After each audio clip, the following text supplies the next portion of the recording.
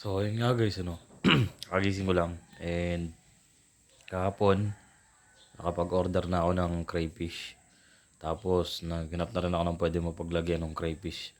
Naglibot-libot ako dito sa daet. Tapos, napunta ako dyan sa may dating garden view, yung chuks, chuks, chuks. So, nakahanap tayo doon ng tatlong lalagyan. So, ito siya.